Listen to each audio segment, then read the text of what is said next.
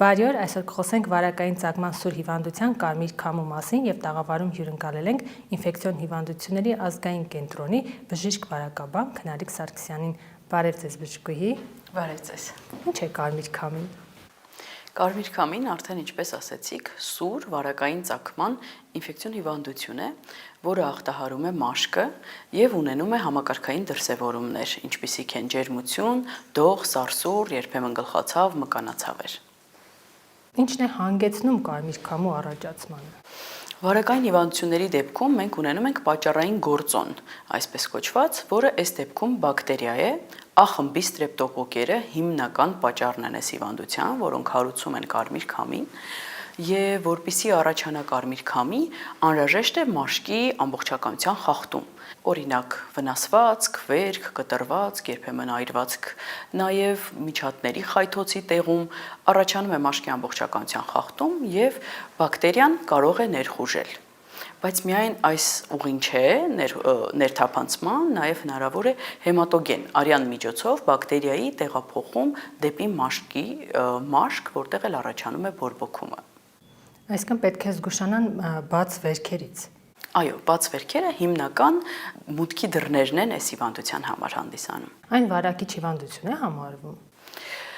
Վարակային ծագման է, բայց որպես այդպիսին կոնտագիոզ չէ, այսինքն պացիենտի հետ շփվելիս վարակվելու հավանականությունը շատ քիչ է։ Ինքը չի համարվում կոնտագիոզ հիվանդություն, որով կարելի է կարմիր քամիով հիվանդի հետ շփվելիս վարակվել, քանի որ այս ստրեպտոկոկերը յուրաքանչյուրիս մաշկի վրա կարող են լինել եւ արտաքին միջավայրում եւս։ Եվ յուրաքանչյուր անձ, ում մաշկի վրա կա ստրեպտոկոկ, փոքր վերքից պարտադիր չէ, որ կարմիր քամի զարգացնի օրգանիզմը։ Այստեղ շատ գործոններ կան եւ դրանցից մեկը նաեւ օրգանիզմի պատասխանն է։ Ինչպես նաեւ կան հստակ ռիսկի խմբեր, թե ովքեր են առավել հակված ստրեպտոկոկային վարակի դեպքում կարմիր քամի հիվանդություն առաջացնելու համար։ Եվ ովքեր են հակված։ Հատկապես նրանք, ովքեր ունեն տարբեր տեսակի քրոնիկ հիվանդություններ, ճարպակալում, շաքարային դիաբետ, անոթային խնդիրներ տարատեսակ, հատկապես ստորին վերջույթների, վարիկոզ երակների լայնացում, լիմֆոստազ, ավշային հանգույցների եւ ավշային համակարգի հետ կապված խնդիրներ ունեցող անձիկ, ում մոտ ավիշը համապատասխան ձևով չի շրջանառում, եւս բարձր ռիսկի խմբում են զարգացնելու համար, տարբեր քրոնիկ հիվանդություններ, որոնք բերում են օրգանիզմի ընդհանուր դիմադրողականության անկմանը, նաև իմուն համակարգի վրա ազդող տարատեսակ հիվանդություններ, եթե բերում են իմուն համակարգի ճնշմանը։ Հղիությունը եւս կարող է համարվել ռիսկի գործոն, քանի որ այս շրջանում որովայնի չափերի մեծացումը եւ նաև տեղակայումը երեխայի կարող են բերել ավշային ուղիների ճնշման, ավիշի հետ վերադարձի հետ հոսքի դժվարացման, ինչը արդեն կարծես բերում է լիմֆոստազի առաջացման եւ բարձրացնում է ռիսկը կարմիր քամու առաջացման համար։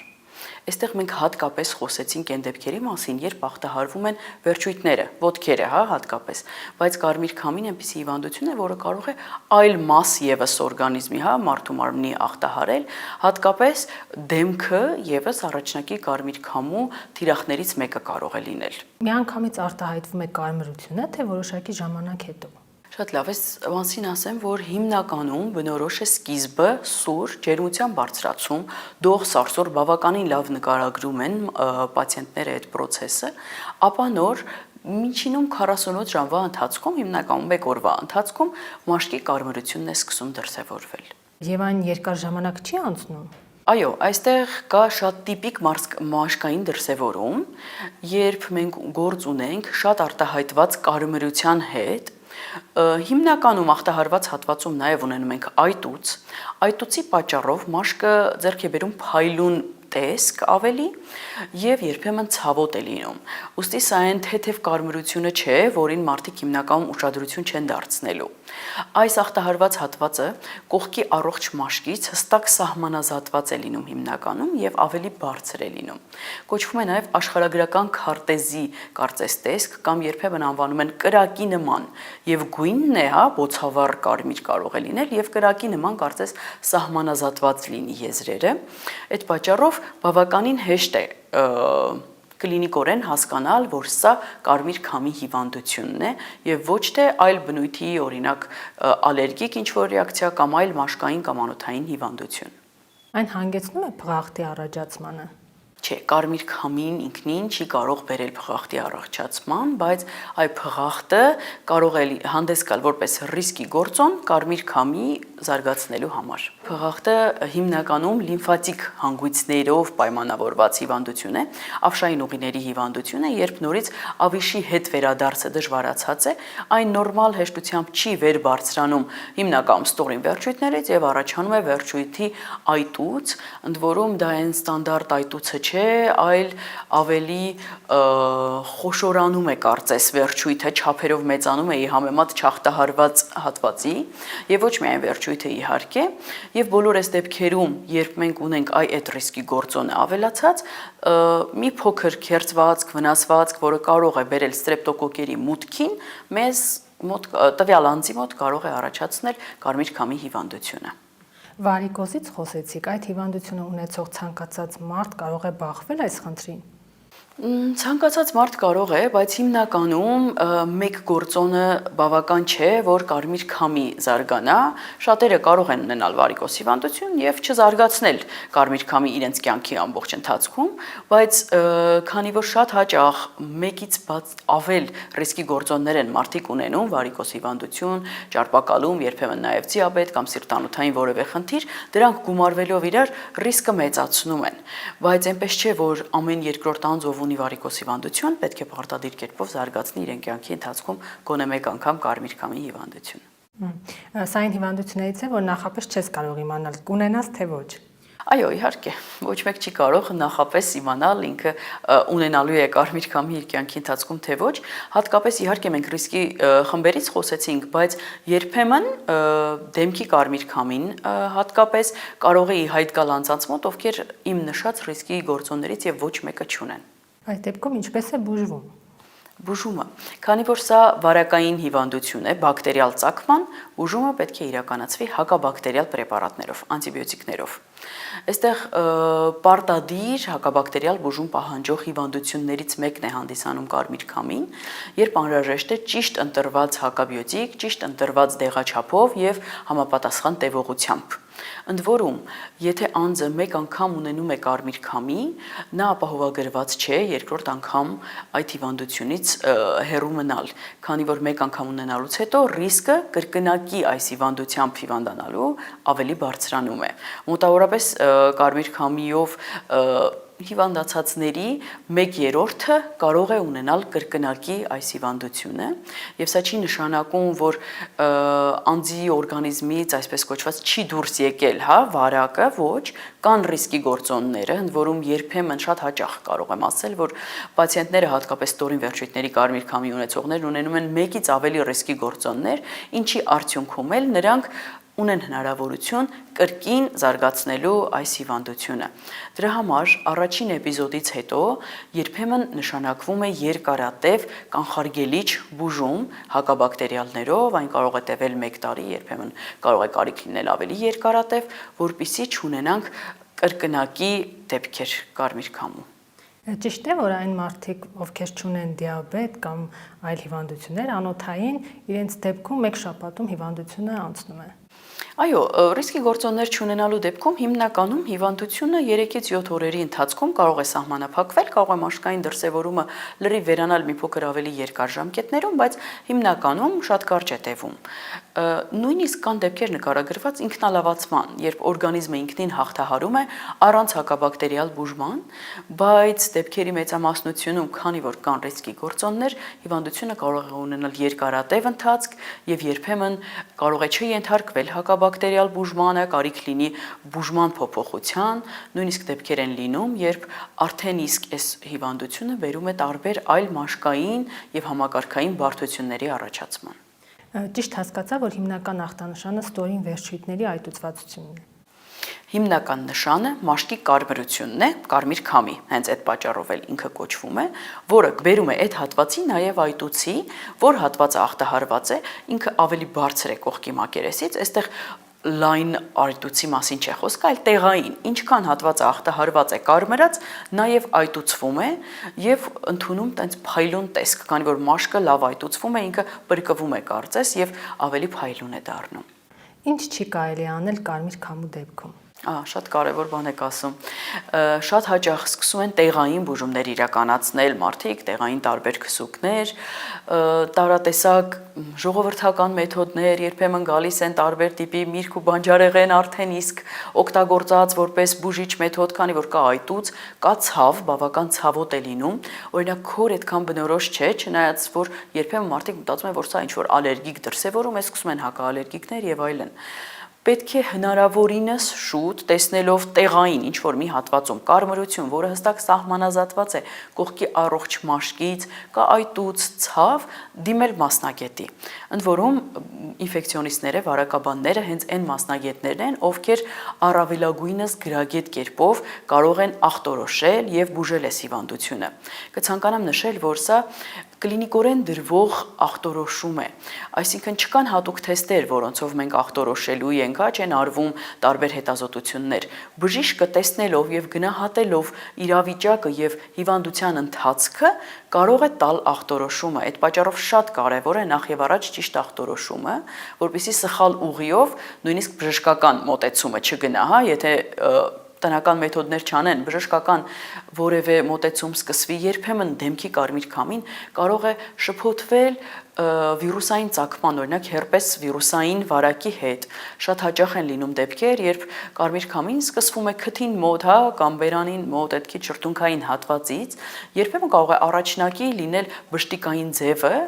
երբ բշտիկ է լինում եւ ոչ թե այդ ստանդարտ կարմրությունը, մինչեւ որ կառաջանա ավելի բնորոշ ընթացքը, ինչպես ասացի, նախորոքել ունենում են ջերմության բարձրացում, մտածում են լավ, մրսել են, երևի հերպես է առաջացել եւ սկսում են տեղային հակավիրուսայիններ, երբեմն նաեւ օգտագործում են խմելու տարբերակով, բայց տեսնում են փոփոխություն չկա ու այդ ուշացած փուլերում արդեն տարածված, քանի որ բակտերիա է, պետք է հնարավորինս շուտ դեմն առնել, քանի որ ինքը կարող է բերել այլ վարակների համար եւս բացել տարածք, քանի որ մաշկ է, հատկապես դեմքը, որը շատ մոտ է գլխին, կարող է բերել հիվանդության տարածման, տարբեր բարդությունների, աբսեսների առաջացման, ընդհանուր մինչև արյան հուն անցնելով հնարավոր է մենինգիտների առաջացում դեմքի կարմիր քամուց։ Դրա համար, եթե կա ինչ-որ բան, ինչը շատ ստանդարտ չէ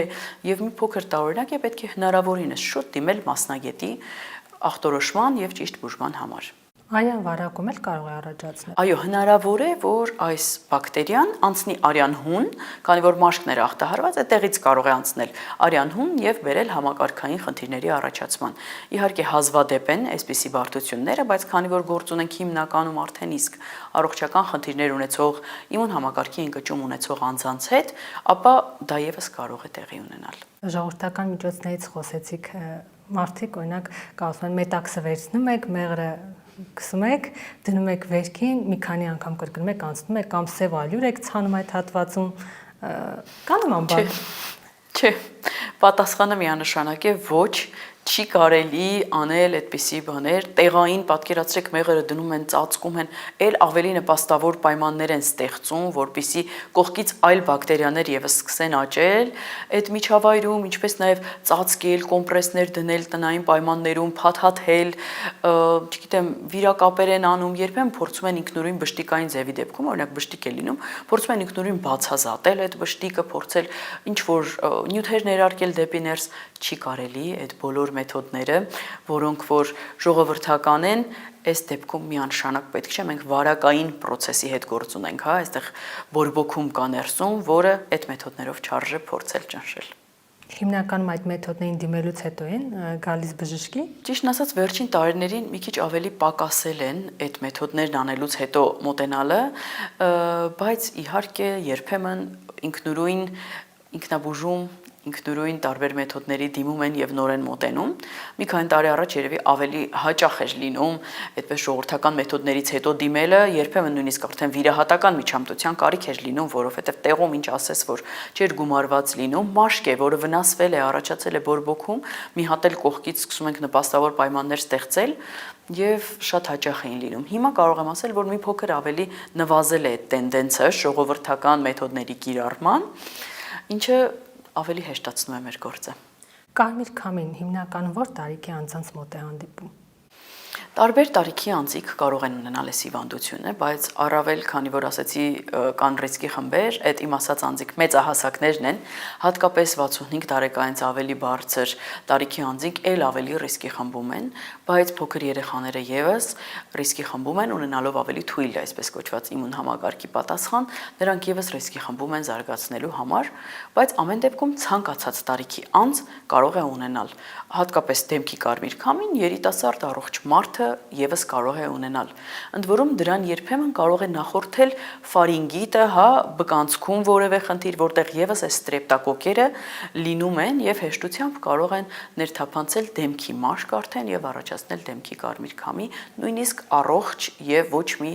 ռիսկի գործոն չունեցող անձի մոտ։ Շատ են հանդիպում դեպքերը։ Քիչ չեն եւ հատկապես ասեմ, որ արդեն այս տարի ունենք դեպքեր ինֆեկցիոն հիվանդությունների ազգային կենտրոնում, ընդ որում հոսպիտալացված, որոնք կարիք ունեն համակարգային բուժման եւ վարման, մասնագետների կողմից, քանի որ անհրաժեշտ է մաշկի ամբողջականության խախտում, մենք ավելի շատ երբ եղանակը սկսում է տաքանալ, այդ շրջանում ենք ունենում դեպքերի ակտիվացում, հատկապես որ ասացի ստորին վերջույթները, ախտահարվում են, անհրաժեշտ է բաց տարածք, որպեսզի այդ բակտերիան ներխուժի ներս, բայց դեմքի կարմիր քամու դեպքում նորից որպես մի փոքր ավելի բացառություն ցուրտ եղանակներին եւս կարող է հանդիպել։ Այնպես որ արդեն դեպքերը սկսվել են եւ գնալով, գարնանվերջ, ամառ, նույնիսկ աշնուն, մինչեւ հոկտեմբեր, հուլիսից հոկտեմբերը հատկապես համարվում են ակտիվ շրջան է այս հիվանդության համար։ Այդ շրջանում էլ պատկերացրեք ջերմություն, դողսարսուր, բավականին տհաճ է լինում մարդկանց համար այդ երևույթները եւ նրանք կարիք են ունենում ավելի համակարգային մոտեցման եւ բուժման։ Հոսպիտալացվածները մեծահասակներ են։ Այո, հիմնականում մեծահասակներ են, բայց լինում են դեպքեր, երբ երեխաների մոտ եւս լինում է ծանր ընթացքի կարմիր քամի եւ երեխաները եւս հոսպիտալացվում են բուժման համար։ Կարծում եմ երեխաները ավելի շուտ են լավանում եւ վերջնական։ Հիմնականում այո, այդպես է, բայց ելի չի բացառվում կրկնակի առաջացում եւ հիվանդության երկարատև ընթացք։ Շնորհակալություն։ Ձեզ եւս շնորհակալություն հարցազրույցի համար։ Մենք զրուցում էինք ինֆեկցիոն հիվանդությունների ազգային կենտրոնի բժիշկ վարակաբան Քնարիկ Սարգսյանի հետ։